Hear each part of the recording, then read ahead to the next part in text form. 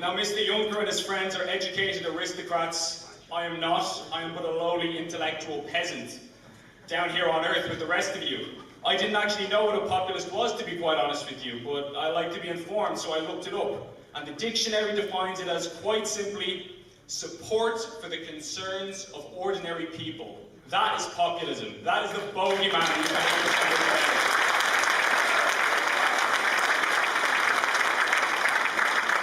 They say that like supporting the concerns of ordinary people is a threat that needs to be stopped and opposed. Because of course, it is a threat. It's a threat to people like them.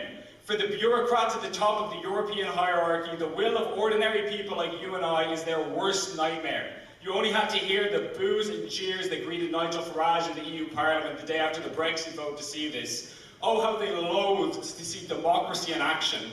They were apoplectic with rage, and they're still doing everything they can to scupper Brexit over 2 years later. They want the people of the UK to vote again until they give the right answer, just like they asked us to vote again after the Nice and Lisbon treaties.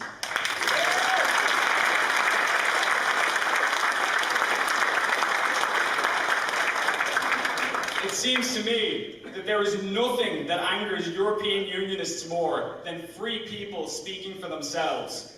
Well, if we have our way, they're going to stay angry, because if there's one thing that we Irish people are good at, it's irritating foreign empires that want to control us.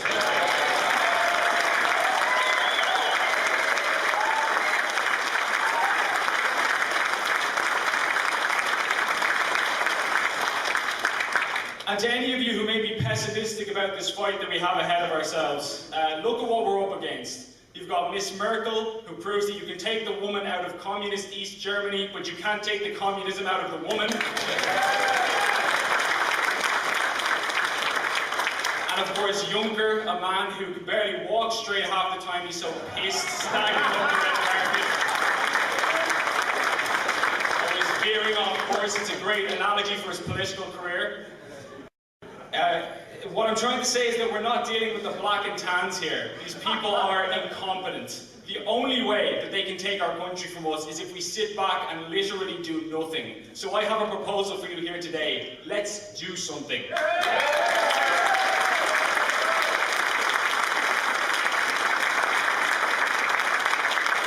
Let's join a political party with the will to stand up against these globalists for once. Are these pencil-pushing bean counters going to be the ones who finally end the Irish freedom dream? Are we going to be the generation that lets that happen? No. You're damn right we're not. Not on my watch. That is why I've joined the Irexit Freedom Party, and that is why you should too. Aaron Gabra.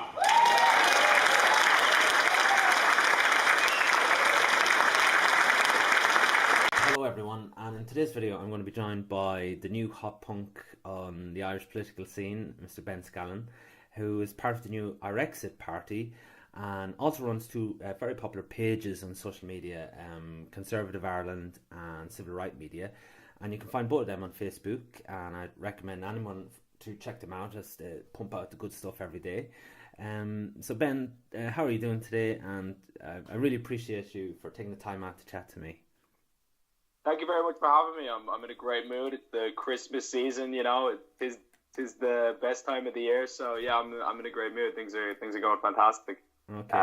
Thanks very much for having me on. I hope you're not going to be too angry with me because I have about 1 million questions. I'm ready. I'll try and motor on. I've been in the dojo for many moons now, so I think I'm ready for as many questions as you have. Okay, great. I'll try and motor on through them as quick as I can. The first question, Ben, what got you into politics? I mean, you're a young fella. I think you're 21. I mean, what the fuck are you doing in politics? You should be out there drinking and hoovering. I think well, first of all, let's not discount the fact that there's a bit of that too. No, but I think that whether or not you're interested in politics is definitely interested in you. And I just, by nature of my personality, I'm not content to let other people run my life or, make rules and regulations that are going to affect me, that I have no say over, that I might not even necessarily understand. I think it's really important that I want to have a say in that process and to determine my own future and my own, destiny, where my money goes, what it's spent on, whether it's moral or immoral. And that's something that I think everybody feels that in their core, especially young people. You know, what's the main driving force between the difference between youth and older people is that young people they want freedom. They want to, you know, they want to get rid of these shackles and chains of their parents and their teachers and all of this kind of thing. And yet we have this bizarre situation where so many young people gravitate towards ideologies like socialism, which is all about state control. So I don't understand. You're like the narcs who remind the teacher that she forgot to give homework. Like I don't even understand where this thing is coming from now. So yeah, that's what got me into politics. Just a drive for freedom. Okay. So I'm guessing you went to university. Yeah. Is that not a hive of liberalism? Like, I mean, do you get a lot of pushback on the campus for your views? Yeah, but I don't care. But yeah, I'd say so. I mean, secondary school is the same. Even to an extent now, they're trying to push it in primary school. You know, there's a girl that I know personally, Katie Asco, who was the UCD Student Union president, and she got. What I always say is I would call it bullying, and the only reason I would hesitate to call it bullying is because she's not a victim. She's such a beast that I defy anybody to try and put her in on the back foot. She really can't hold her own. But yeah, it was absolutely appalling the way they just booted her for her own personal beliefs. She wasn't trying to impose them on anybody, and yeah, we have a very toxic culture on college campuses at the minute. A culture of debate and conversation, and there's really not a lot of latitude given to people who maybe hold views similar to mine. So how do you get a conservative grouping then in the campus? How do you get it going on it, because it is so left wing? The way I've gone about it is I'm just really in all walks of life, I'm really, really open about my beliefs. So it doesn't matter if every single person in the room is a liberal. Like, I'll still argue with them, or I'll still at least make my beliefs known where it's appropriate. Like, if the topic comes up, and that way the handful of stragglers in the room, even if it's only like 5 people who might agree, they might secretly come over and be like, hey, yeah, you know, like, I think this is all nonsense as well. And that way you form a little resistance movement. But it really does take one person just having the balls to say it initially, because most people just don't have that kind of fortitude, or I don't know. Courage is really what's required to get this off the ground, and to make people realize that they're not alone. Yeah. So when were you first red pilled? I mean, what was the first big thing for you that really set the fire in motion? That really wanted you to get involved in politics? It was the issue of abortion when I was about 12 or 13, and I had never heard the word. I didn't know what abortion was. My parents had never told me about it. My teachers had never told me about it. And I was watching a YouTube video, and some guy.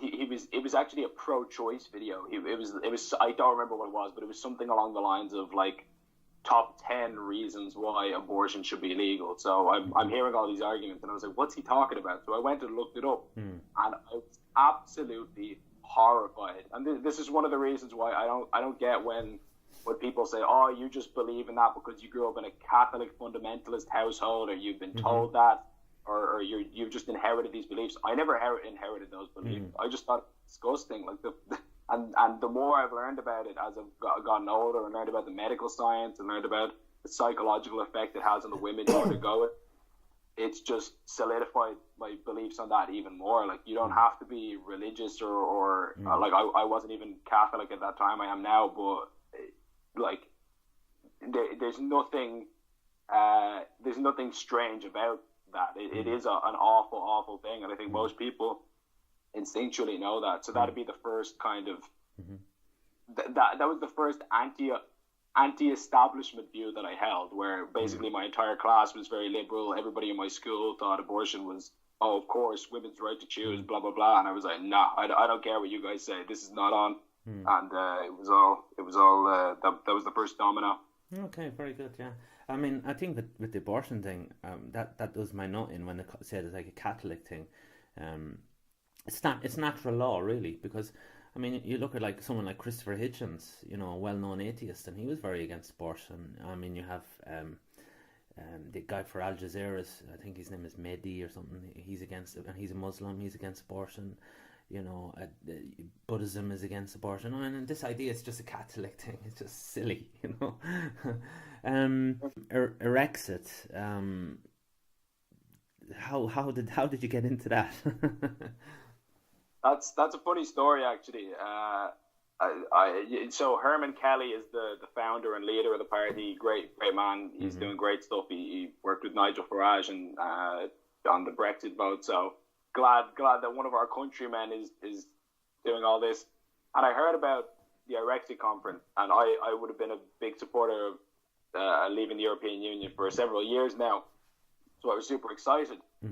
And I have my page, Conservative Comeback Ireland, and we have a little bit of buzz. You know, we're not famous by any means, but we're doing our bit. So I thought, I was like, what if I could speak at it? You know, like, imagine if I could speak at a conference like that. And I thought, well, who am I? You know, I'm kind of a nobody at this stage. I haven't done enough to warrant it. But I thought, you know what? If you don't ask, you don't get. I read a book, and it was a true story of a guy who did a social experiment where he just asked for everything he wanted, no matter how outlandish or enormous. And a lot of the time he failed, but sometimes he succeeded. But so I literally just messaged Herman, and I was like, hey, I don't know you, but I run this page, and I'd be interested in saying a few words, like just a bit about myself. And he was like, well, meet me and we'll see. So I was like, oh snap, that's crazy. So myself and the other admin of the page, Jack, we went and we met him.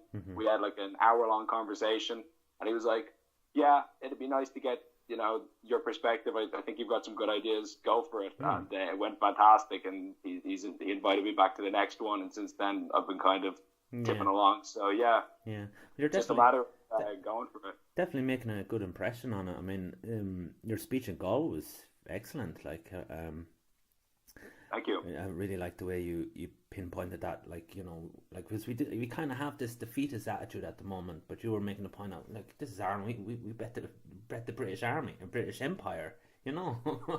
You know. So what are we afraid of, you know? Being proud of your country and history is nothing to be ashamed of. It doesn't matter if you're from Poland or Ireland or anywhere else. I wouldn't ask anyone to give up their nationality or their heritage. I love Ireland, and I'm proud of it. I'm not a European, whatever that means. I'm an Irishman, and I will be until the day I die.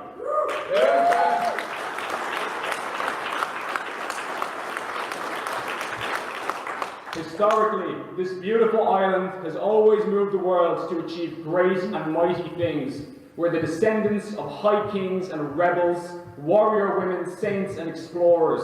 Our mothers and fathers defeated the biggest empire in history. If we ever start to doubt ourselves, all we need to do is look at what our forebears have achieved.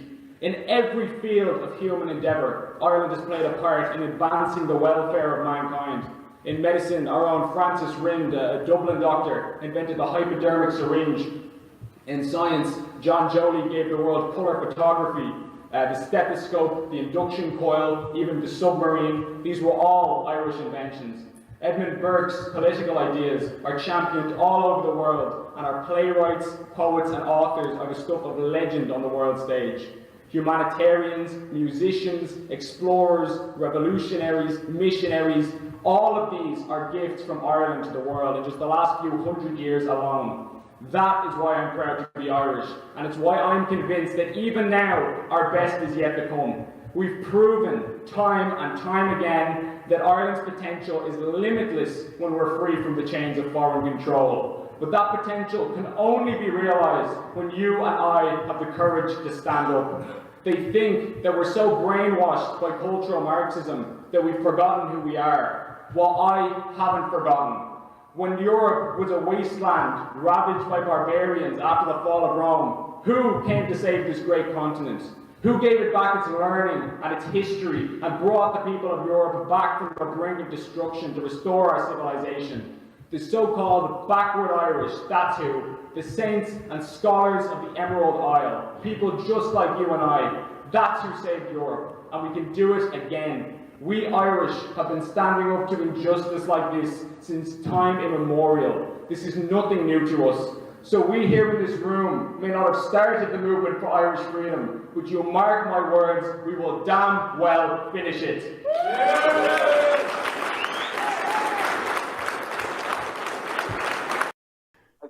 I think I might be the most optimistic conservative in the country at this stage, where I'm really and to an extent I understand it after the Eighth Amendment and like some of the batterings that we've been receiving, but I see such a strong movement bubbling up at the minute in terms of like people coming to the same conclusions about the truth and the nature of what's going on all at the same time without having to speak to each other.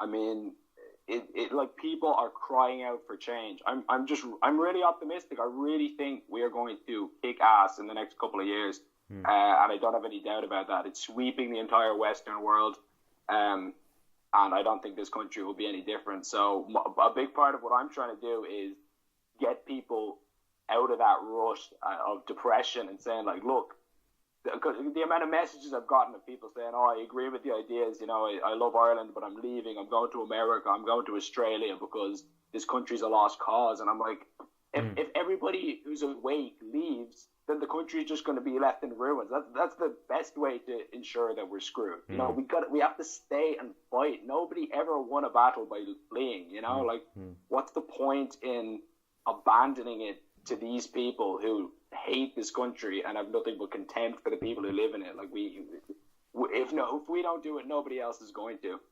So yeah. First conference, how did you feel? Were you a bit nervous at the start, or? I've been doing public speaking kind of my whole life, but the significance of the event definitely weighed on me. Where I was like, I firmly believe this party is going to do great things. So I thought this might end up being like a historical moment, you know, down the line. So yeah, I'd be lying if I said that didn't weigh on me a little bit, but I mean, it's one of those things that we have to do it. Like our own personal nervousness, you know, you can be thrown up in the bathroom beforehand. I wasn't, by the way, that's an exaggeration, but hypothetically, you could be like Eminem in 8 Mile, but you still gotta. It's too important not to let fear or nervousness overcome us. We have to just push through all that. Well, with a new movement, though, there's a lot of goodwill, you know, naturally for you and for the people that are starting a Irexit party, because we all feel, you know, we all feel that there needs to be a new party, really. And just with Irexit, why should we leave the EU? Just like, what's the EU done? They're so great, and you say no, we should leave the EU. And the standard answer, well, you know, they built the roads basically, and that ties in with John Waters' new book. What does he say? Give us back the old roads. And then the other argument is the EU brought peace to Europe. That's the other argument that people would say for remaining in the EU, but they never talk about NATO. Really, that's probably why there's peace in Europe. I mean, there's 20,000 American soldiers in Germany or something, I think. So if someone asked you, like, what are the main points of why Ireland should leave the EU, what would you say? Basically, any argument, any area that's important to a country, we would be better off leaving the European Union in terms of sovereignty, reclaiming our right to determine our own laws, our democracy, our economy. Pretty much name it. I mean, at this point, I mean, the roads. The EU helped us build our roads. First of all, we paid for the roads. We pay into the European Union, so it's not like nothing is free. This is part of the socialism argument. This is part of the European Union argument. There is not a single thing on this earth that is. They didn't just give us free money. They've taken out about 200 billion euros worth of fish from Irish waters. That's just one example. We're now net contributors. We pay over €1 billion into the system, and that number is expected to rise after the UK leaves, because we're going to have to put part of their what they would have paid beforehand. Whatever they gave us, they took it out again in spades. And what's more, even aside from the economic argument, just from a principled perspective, I'm not comfortable with a foreign government that I didn't elect making laws that affect my country. Well, what did our ancestors fight and die for? What was the point of the 1916 Rising? It wasn't just to get Britain out. It was to get I'm not comfortable to replace Britain with Brussels. I'll put it that way. I don't want France to rule me. I don't want Spain to rule me. I don't want China to rule me. I don't want anybody to rule me. I want Ireland to be Ireland and to control its own destiny and its own future. And I don't think that's too much to ask in a sovereign country. The answer to that, then, people usually say when you give that standard answer, people will say, but sure, the Irish politicians, they wouldn't be able to run the country. We need Europe to help us, Politicians in general are imbeciles. The state, by its nature, is incompetent. So that's why we want to minimize state power as much as possible. At least with the Irish politicians, if they mess up, you can vote them out. Tell me, how can we vote out Jean-Claude Juncker? Who voted for him in the first place? Nobody in Europe voted for that man. He's able to make that affect you and me and 500 million other people who live in the continent of Europe. That is crazy. At least when Varadkar makes some catastrophic error, which is not out of character for him, we can kick it to the curb. We can't do that with Europe. So I think that I'd rather have a bunch of idiots that I can somewhat control than a bunch of idiots who are just off the chain and across the sea and I can't do anything about it. Yeah. So there's a few things with the EU at the moment that is quite worrying. This PESCO agreement with the new EU army that they're kind of pushing. Now, I don't know, are we signed up to that or do we know? What's the situation? Sadly, we are signed up to that. That's the thing now. That's basically the end of Irish neutrality as we know it. This country now, we can kiss any sort of peaceful, we just want to stay out of it. We can kiss that goodbye. They're now eligible. We're going to have to increase the expenditure on our armed forces, and a lot of people would say that's not a bad thing, and I might even be inclined to agree. I don't think our armed forces get enough support as it is, but it's not for their benefit. It's for the benefit of our European overlords who are going to send them on all kinds of missions and do their bidding. It's a very dire situation. So how would that work then? I mean, what is the actual structure of the agreement? How do you think that will tie in with Irish soldiers? Like, you think it'll be a peace mission somewhere in like Serbia or Kosovo or something?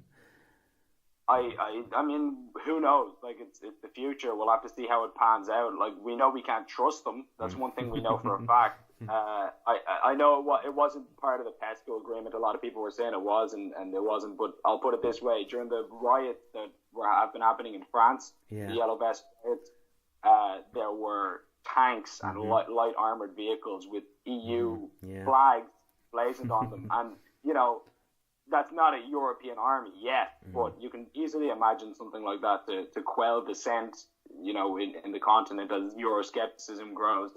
It's an extremely troubling development, and I think that we need to keep an eye on it over the next couple of years.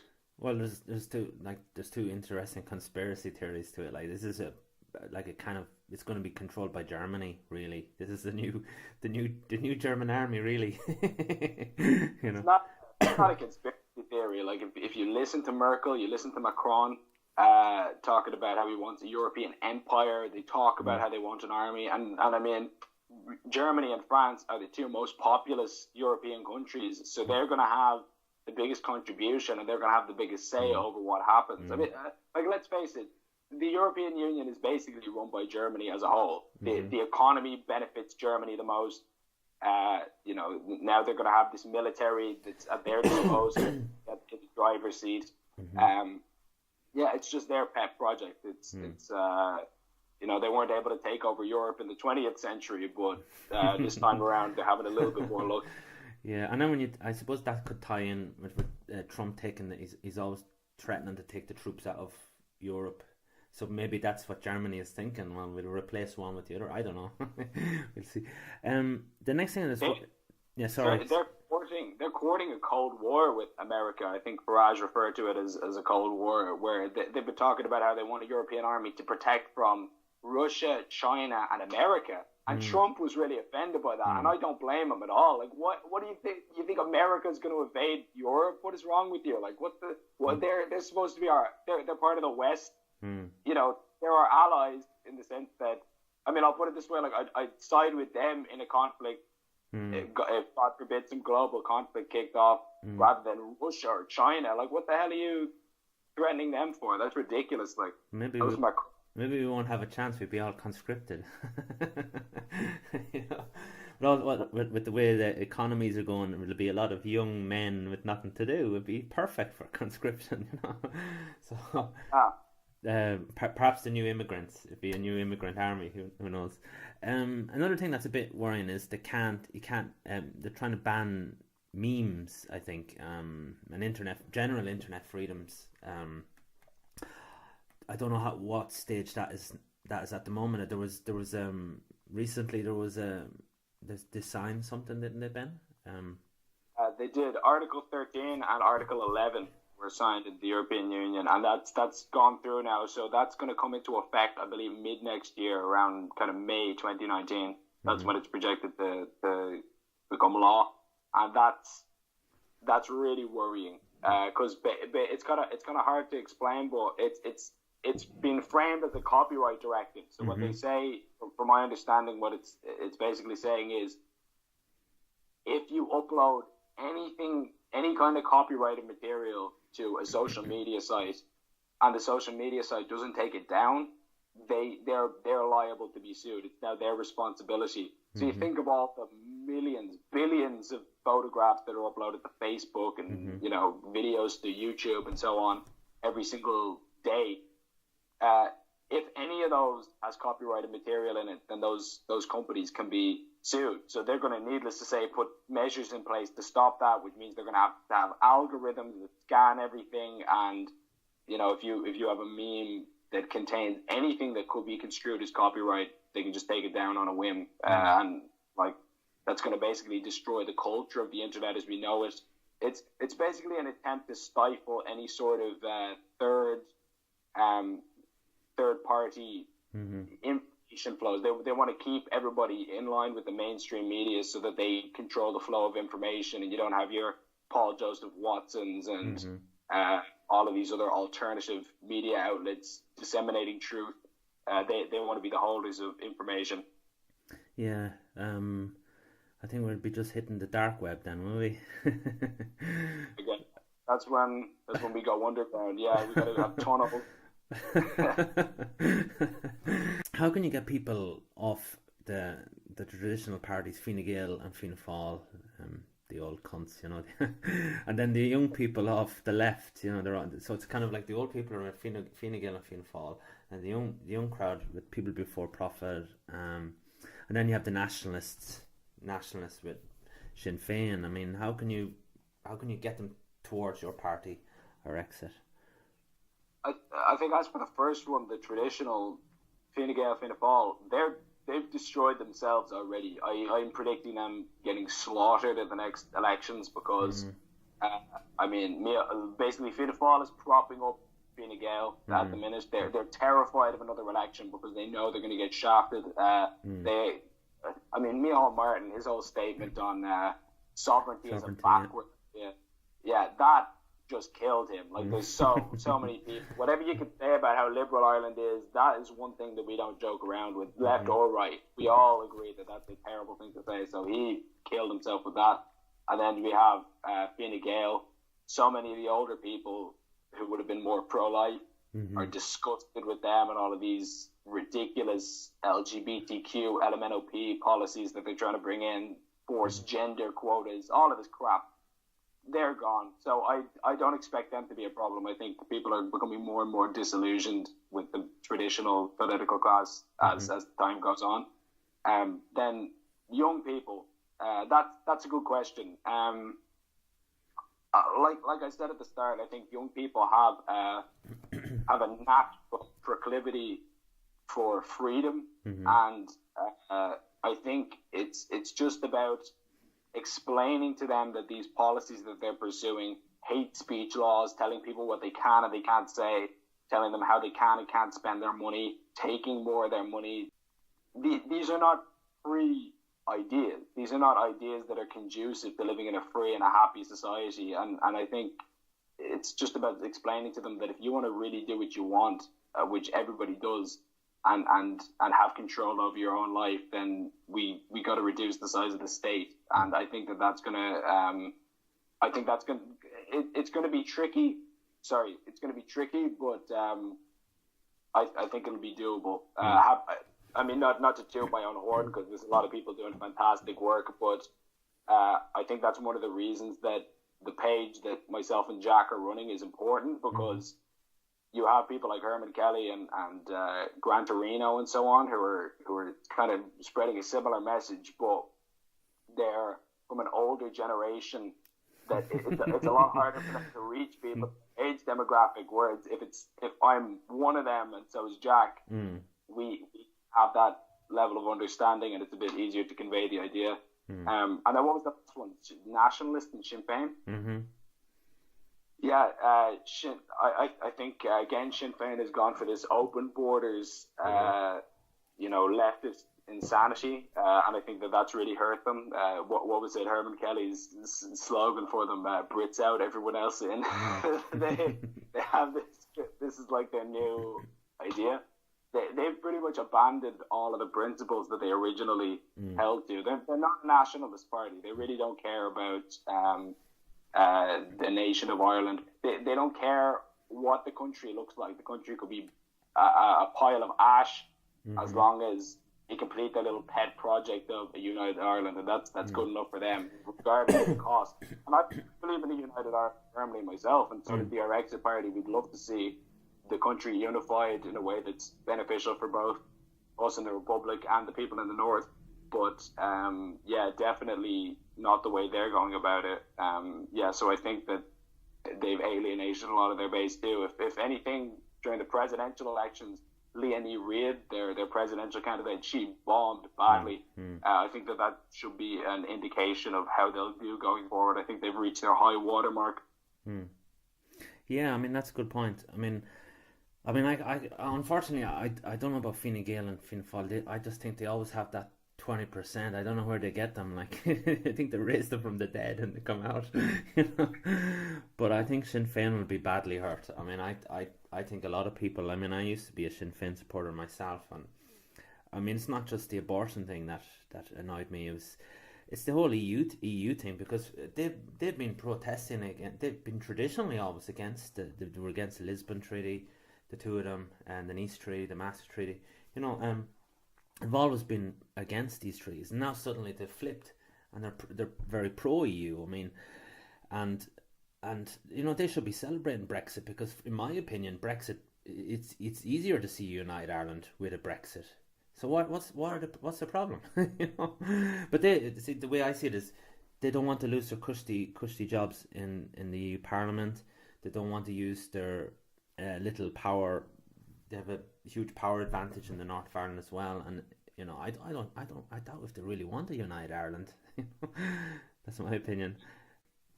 So there's a few new parties on the scene. It's not just Irexit. You have the National Party. You've Tobin's new thing. I don't know what's the name of the party yet. I don't know what Peter O'Loughlin is doing. If Down to the Ireland is still running, and then you've Renua. Okay, they were around the last election, but they seem to got a bit more of a fight to them this time around. There's Neil O'Mahony. He's in Galway. He's very impressive. So do you think there's too much of a split amongst us all at the moment?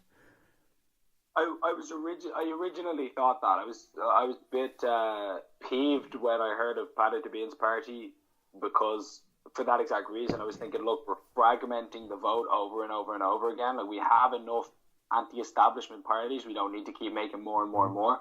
But somebody made a great point to me, and I actually have come around to this way of thinking. They were saying that this way, each party has slight differences here and there. Like, they all have one core message, which is something needs to change, but they are different in some fundamental way.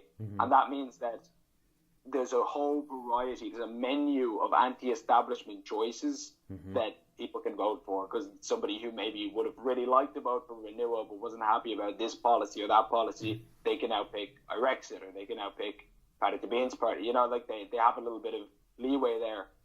And that means they have no excuse for not voting for some kind of change. So I think it might end up being beneficial in the long run. I don't think it's a total disaster.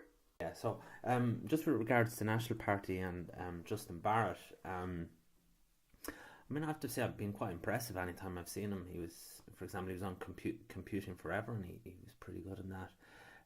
He's quite impressive. But as far as I know, I mean, correct me if I'm wrong, but they want to stay within the EU. I think that's their. I believe so. To be honest, I'm not overly familiar with their. I don't know exactly what the story is with them. Yeah, I think they want to stay. I think their idea is that they can see that they can maybe change it from within, which is certainly, it's not a terrible idea. I mean, if you look to the future, the European elections next year, you have what's happening in Italy, Hungary, Poland, even UKIP generally do okay in the European elections. So, there could be a shift to the right. This is the thing. If the European Union hypothetically was to return to what it originally started as, which is just like a free trade area, I don't think anybody would have a problem with that. That's what it was pitched as originally, and that's all we want. I'm happy with free trade. I want to see free trade and free cooperation between European countries. There's no issue with that whatsoever. But the whole idea of reforming it from within, it seems crazy, and that just seems impossible because of the fact that, I mean, again, there's 500 million people in Europe.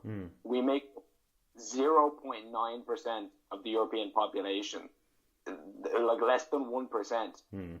If we weren't able to influence things adequately in the British Parliament when we were part of the British Empire, I don't see how we're going to do it here.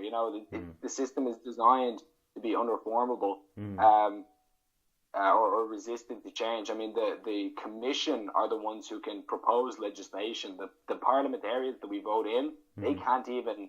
I mean, they can kind of they can amend stuff or they can send it back, but they can't propose any legislation on their own. So, the whole system is so anti-democratic and so just clogged with bourgeois bureaucracy that I really just don't see how it's possible. I personally just think it's better to cut our losses. Yeah, I think you're right.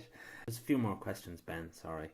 So what makes you think that Irexit will be any different to what we've got before? A small party, maybe getting a foothold in the future. I mean, we've seen people before profits. I mean, I guess they gave us hope at the start, maybe.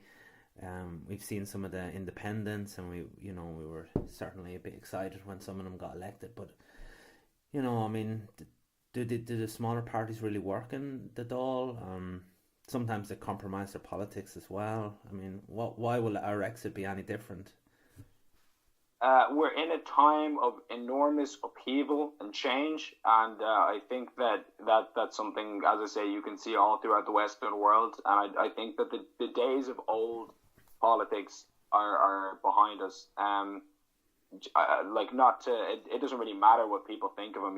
He's obviously a very polarizing figure, but like Donald Trump, one man came out of nowhere and took the entire political establishment by storm, and now he's sitting in the White House. That, you can't discount that kind of groundswell of support. I think that if ever a small party was going to take the lead and completely smash the Overton window wide open, I think it would be now. And that's one of the reasons it's a really exciting time to be a fan of politics and to be a conservative, especially in this country. I think there's it's a huge opportunity, and I think people are going to be talking about it for generations.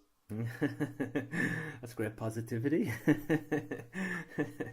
Okay, my next question was actually, what do you think of Trump? That's a good segue. Yeah, I'm a big fan of Trump.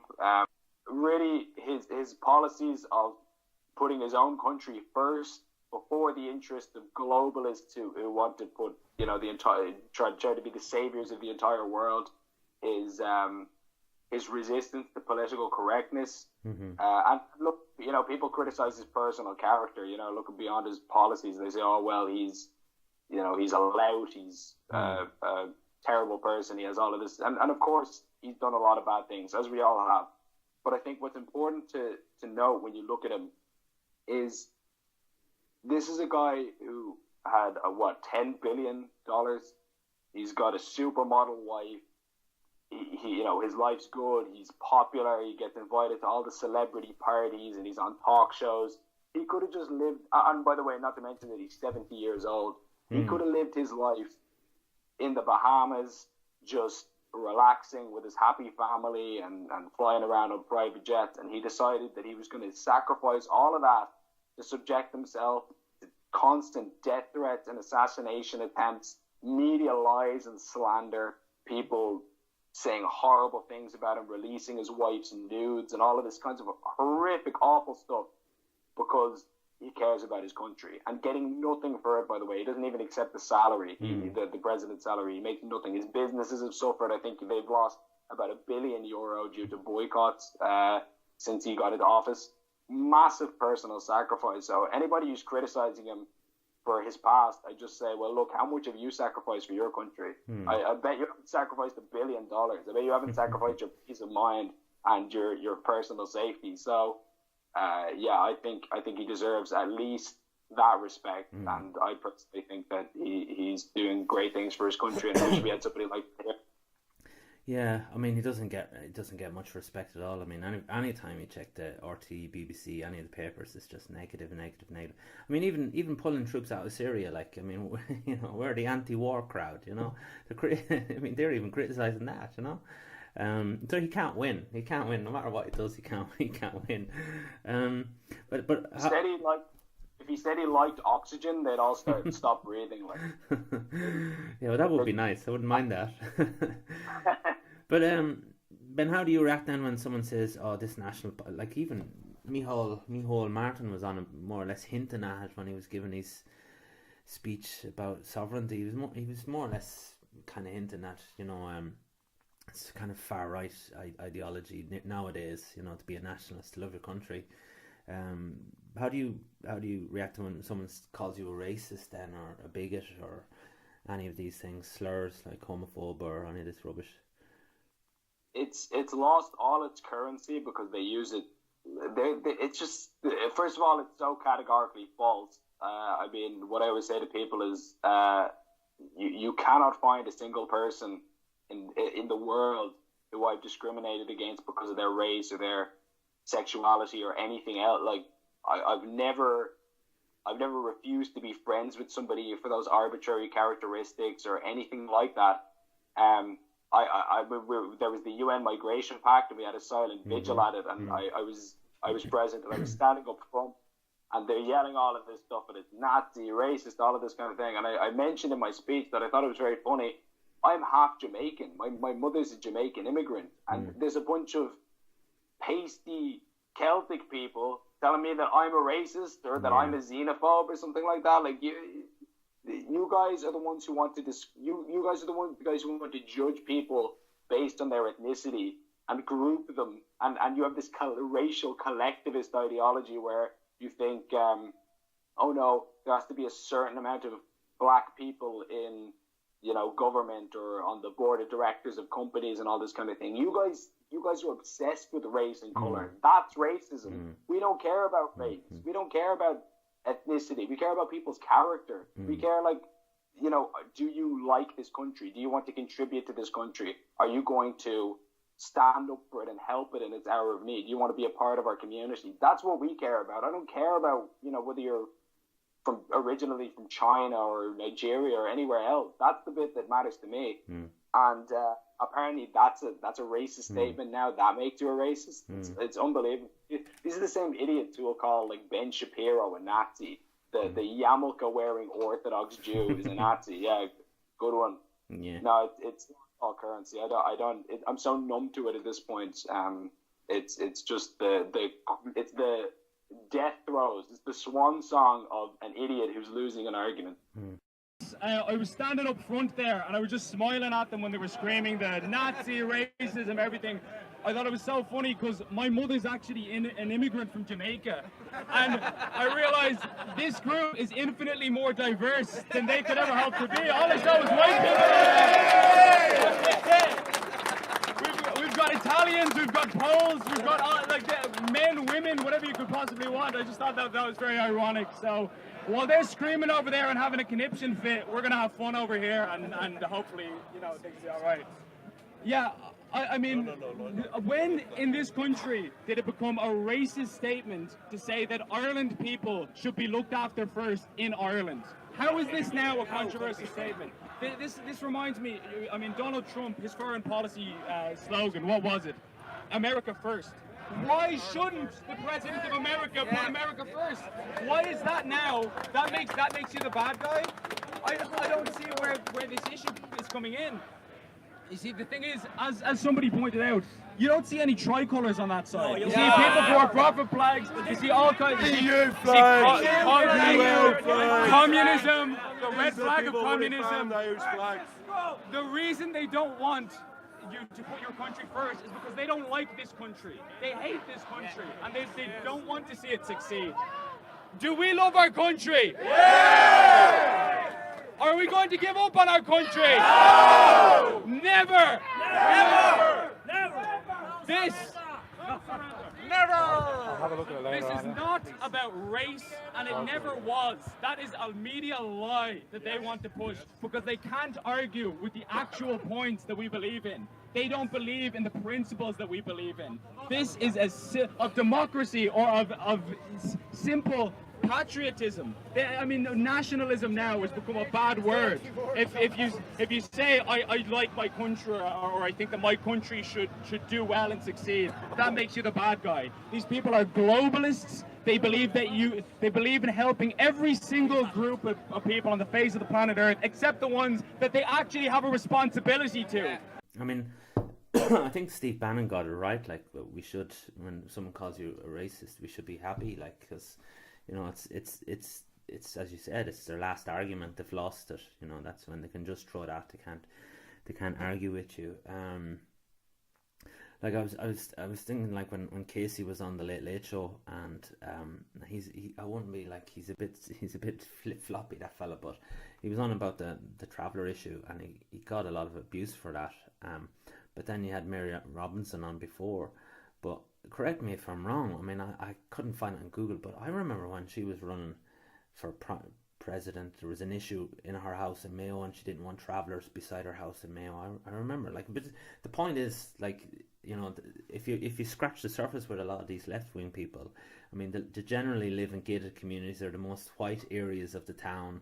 They don't really interact with other people, I mean, and then they have the cheek to call, you racist, or as you said, Ben Shapiro a Nazi. I mean, where did they get off? They're the most disgusting hypocrites. These bourgeois celebrities. What was it? Jerry Adams on Twitter got in huge trouble a few years ago when he said. I think he said he was watching Django Unchained. He made a tweet and he referred to the guy as an N-word, the protagonist. And he actually said it, like no censorship or anything. And everybody was going mental. And I can't remember. He had some really weak excuse for it. I think he said, I was comparing the struggle of Black Americans in that time to the struggle of people in the North or something. I think it was something like that. But regardless, you think, like, in what world do you think that's okay? Like, you can't find any example of myself saying something like that, of Herman Kelly saying something like that, any of that, but we're the racists, even though you know what I mean? You guys are shocking. Like, they have no shame. I'd also like to point out that they call us Nazis. Sinn Féin, by their own admission, are a nationalist socialist party. So I just want to put that out there, that you make of that what you will. That's their own description of themselves. Yeah, that's very good. There's a meme somewhere in there, I think. This thing about racism just does my head in. Because it's just ordinary working class, lower middle class people, and that's it. The struggles that they have, and generally, what I find, like, from a working class area, like, my community generally treats outsiders fairly okay if they come into your community and work hard and live by the the social rules. I'm going to ask you, are there any good points to stay in the EU? But I don't know. Just to flip it, just to play devil's advocate. Is there any positive? Yeah, as I said before, if the European Union was to return to its original form during the EEC, what we originally signed up for, a free trade agreement between European countries, I don't think we'd have any problem with that.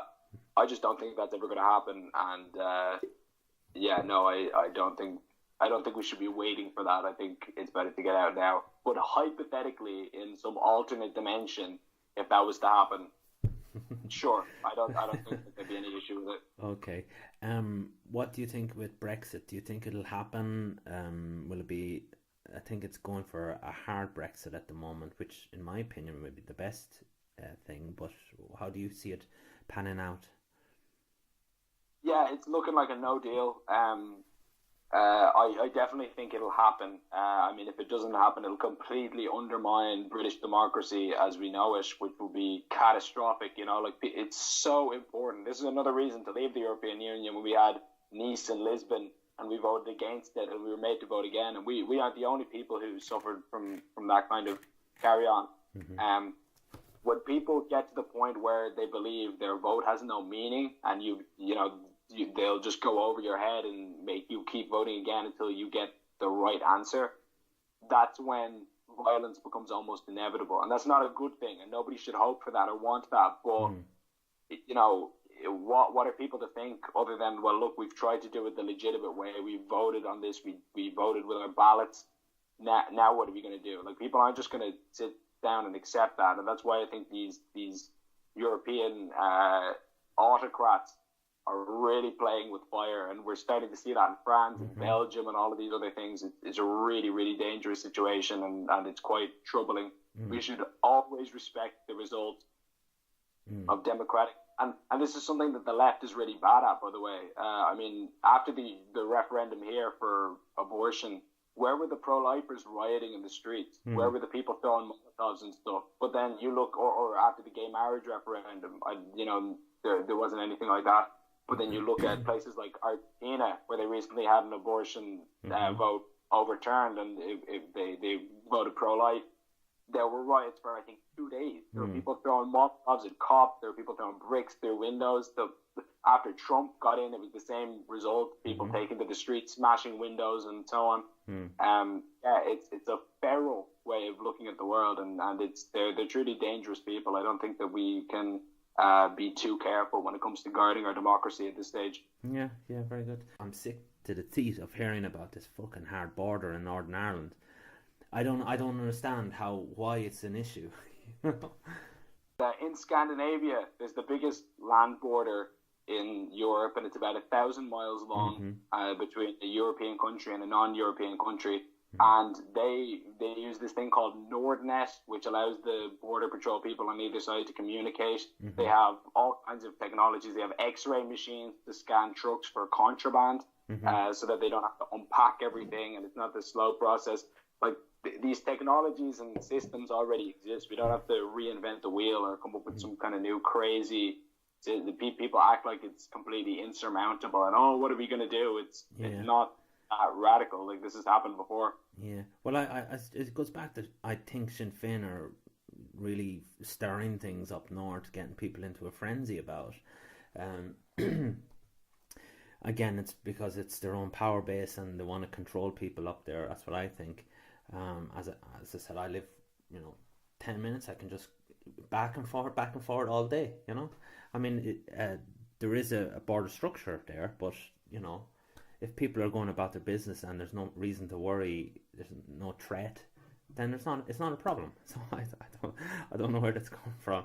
Coming along the border crossing now, so let's just see how easy it is to go from a non-EU country into an EU country. So we're leaving Switzerland and heading into France, and this is the border crossing with not too far from the small town of Heckenheim, and this is what a border looks like.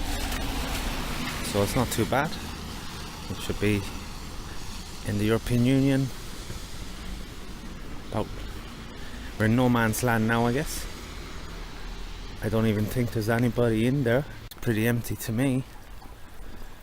Allah Akbar, Allah Akbar.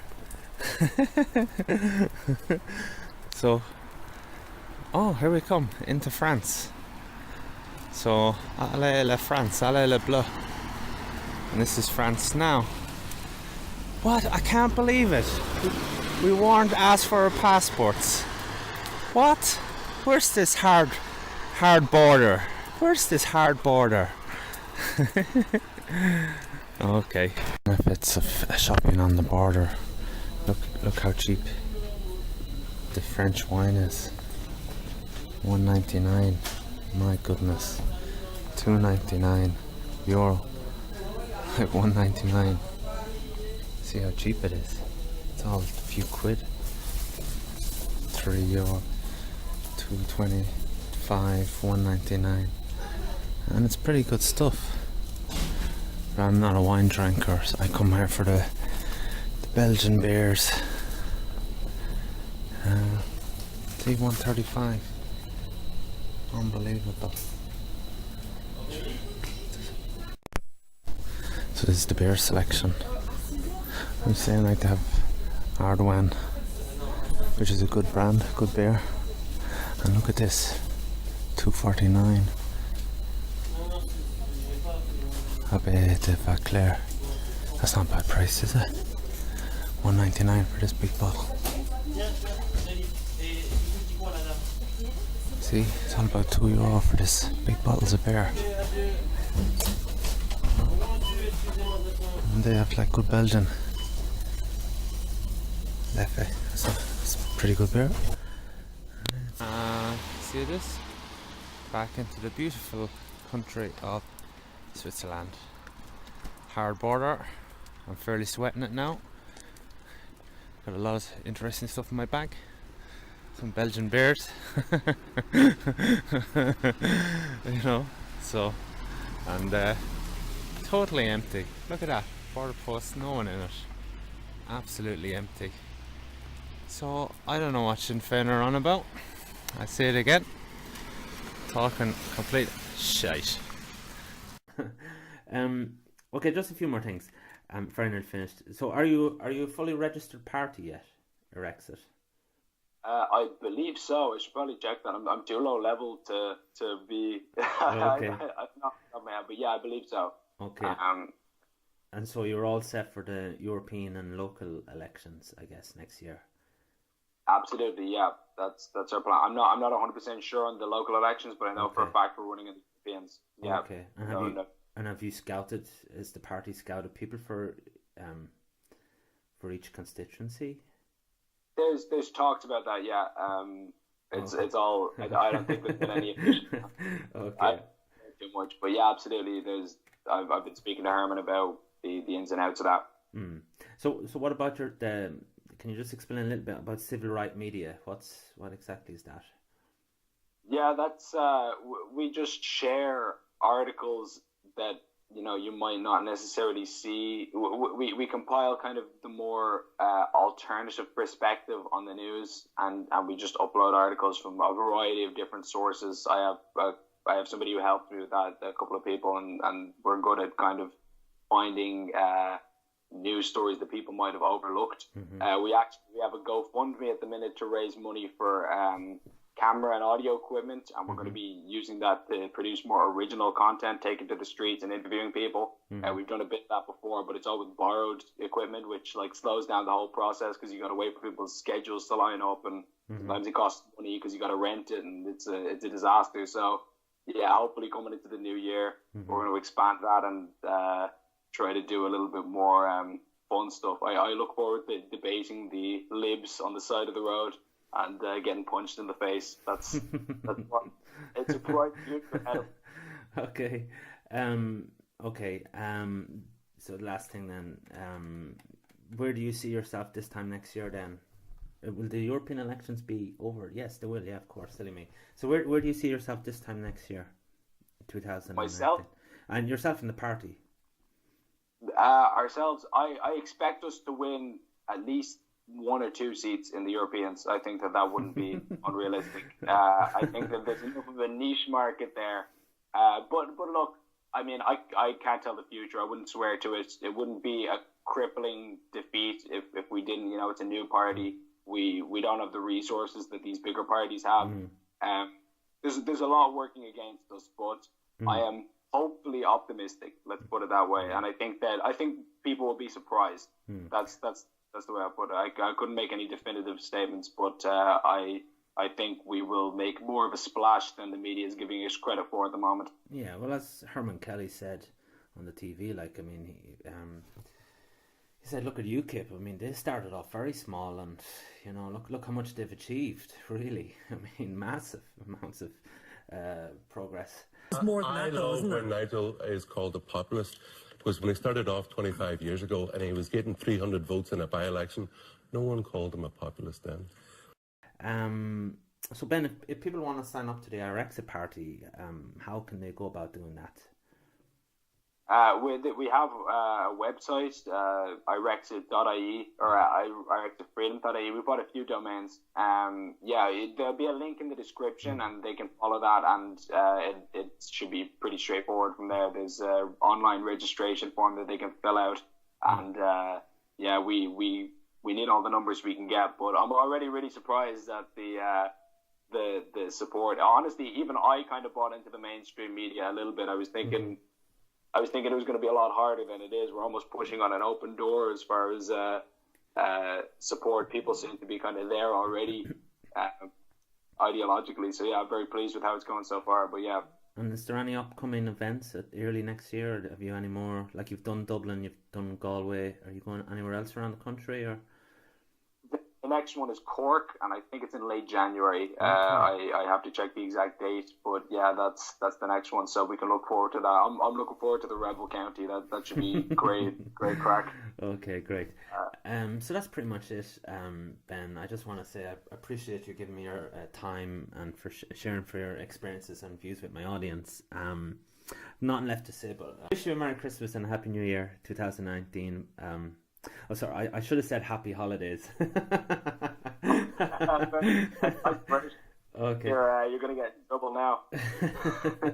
Well, likewise, Merry Christmas, and God bless everybody in the audience. God bless yourself and your family, and God bless Ireland. Aaron Gabra. Yeah, that's it, man. That's it. Okay, thanks, Ben.